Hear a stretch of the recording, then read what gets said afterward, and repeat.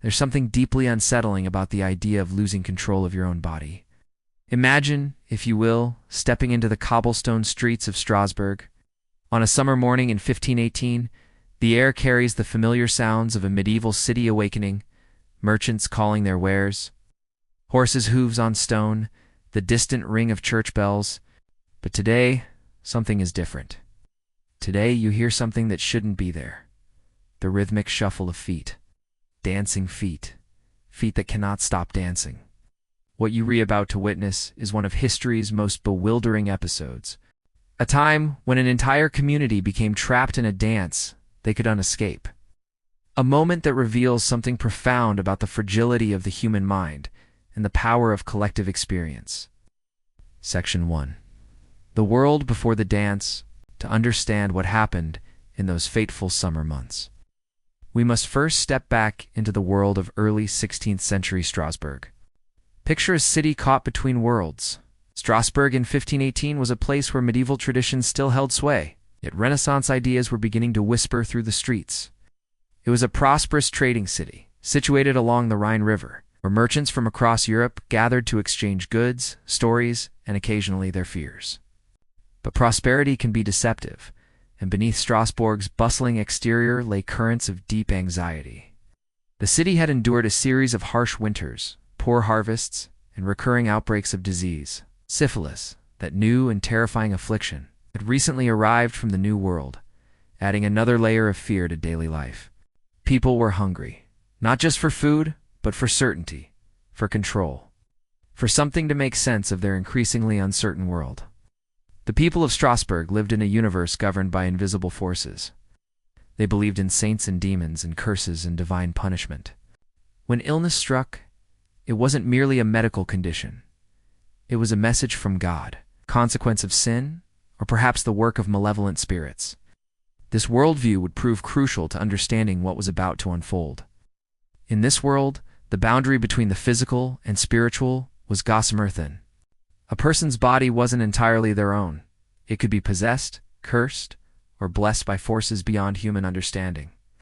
Mental distress wasn't simply a medical condition. It was a spiritual crisis that demanded spiritual solutions. So when Frau Troffea stepped onto those cobblestones one July morning, she entered a stage already set for the extraordinary. The city was primed in ways its citizens couldn't have imagined, for something that would challenge everything they thought they knew about the human condition. Section 2. Frau Troffea's first steps. Her name was Frau Troffea. Though history has preserved little else about her personal life, on what seemed like an ordinary day in July 1518, this woman, someone's daughter, perhaps someone's wife or mother, stepped out of her house and began to dance. Not the celebratory dancing of a festival, not the structured movements of a courtly dance, but something else entirely, something desperate and uncontrolled. Imagine what the neighbors must have thought as they watched her. First, perhaps amusement. Was this some private celebration? A moment of joy breaking through the hardships of daily life? But as hours passed, and Frau Troffea continued to move her feet in that relentless rhythm, amusement would have turned to concern, then to fear. The chronicles tell us she danced for 6 days straight. 6 days. Think about that for a moment. Imagine the physical toll, the exhaustion, the bleeding feet, the dehydration. Yet something compelled her to continue. Something stronger than pain, stronger than exhaustion, stronger than the rational mind that surely must have been screaming for her to stop. The people of Strasbourg gathered to watch, and in their watching something profound began to happen. In a world where explanations for unusual behavior were limited, they reached for the ones they knew. Some whispered of Saint Vitus, the patron saint associated with dancing sickness. Others spoke of curses, of divine punishment, of possession.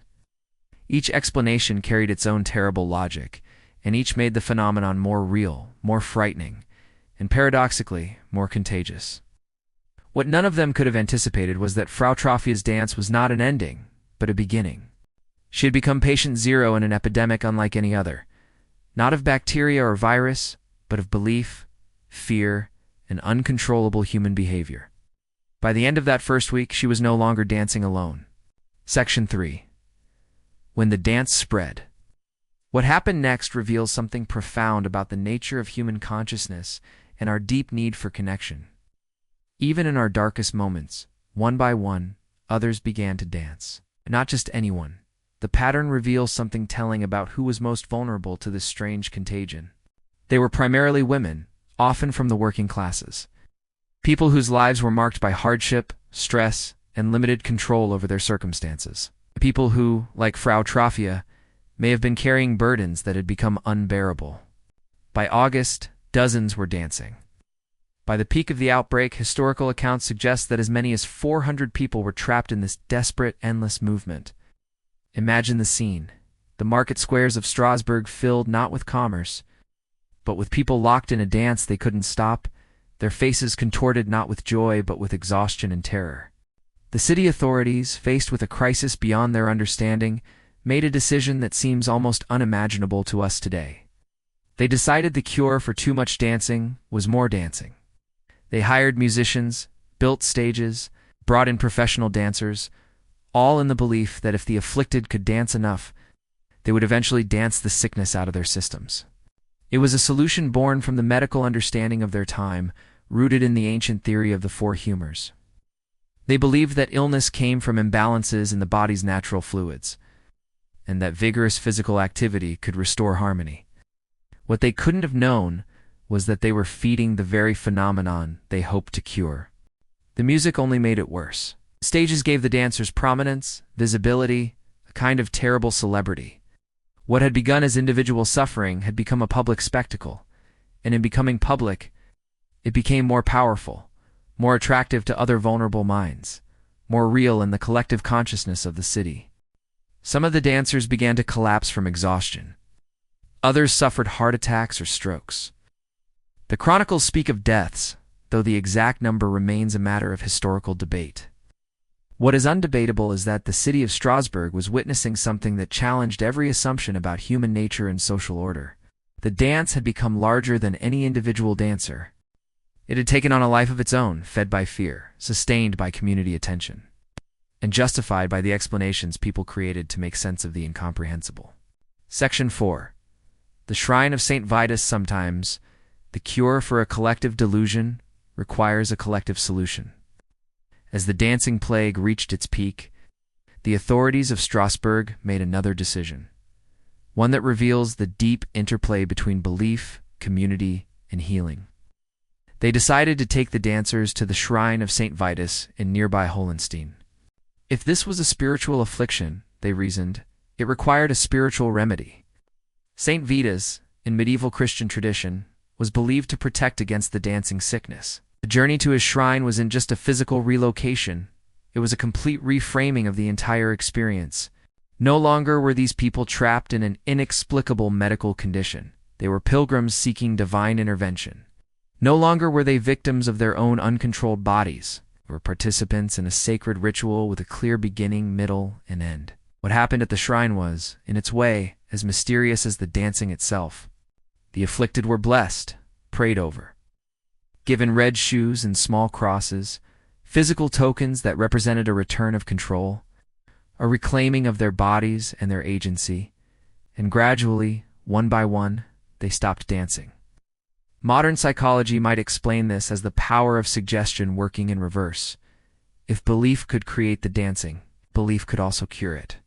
But to the people of Strasbourg, it was simpler and more profound. Their saint had answered their prayers. By September 1518, the dancing plague was over. The streets of Strasbourg returned to their normal rhythms of commerce and daily life. But the city was changed. They had witnessed something that revealed the extraordinary fragility of the human mind and the incredible power of collective belief. The dancers themselves returned to their ordinary lives, but they carried with them the memory of a time when their bodies betrayed them. When they lost control in the most fundamental way possible, some may have been traumatized by the experience. Others may have found in it a kind of release, a temporary escape from lives that had become unbearable. The authorities, for their part, had learned that some problems cannot be solved with conventional approaches, that sometimes the cure requires understanding not just the body, but the soul, not just the individual, but the community that shapes and supports individual experience. Section 5. What the dance teaches us as I reflect on this strange chapter in human history. I'm struck not by how different those people were from us, but by how remarkably similar. The dancing plague of 1518 reveals something uncomfortable but important about human nature. We are far more suggestible, far more influenced by collective belief, far more fragile in our sense of individual control than we like to admit. The people of Strasbourg weren't weak or primitive. They were human beings, responding to stress, uncertainty, and social pressure in ways that made perfect sense within their worldview. In our modern world, we might not dance uncontrollably in the streets, but we're not immune to mass psychological phenomena. We see it in financial panics, in social media viral behaviors, in the way entire communities can become convinced of things that seem impossible to outsiders. The forms change, but the underlying human susceptibilities remain. Perhaps most importantly, the dancing plague reminds us that healing, real healing, often requires more than just medical intervention. It requires understanding the social, cultural, and spiritual context in which suffering occurs. The people of Strasbourg weren't cured by medicine alone, but by a combination of changed environment, community support, ritual meaning, and restored hope. There's something beautiful in how the story ended, not with force or punishment, but with compassion and spiritual care. The authorities could have locked the dancers away or treated them as criminals. Instead, they recognized that these were people in pain who needed help, not judgment. As you go about your daily life, perhaps you'll remember Frau Trafia and her involuntary dance. Remember that every person you meet is carrying burdens you cannot see, responding to pressures you cannot understand. Remember that in times of collective stress, we're all more vulnerable to losing our footing, metaphorically speaking.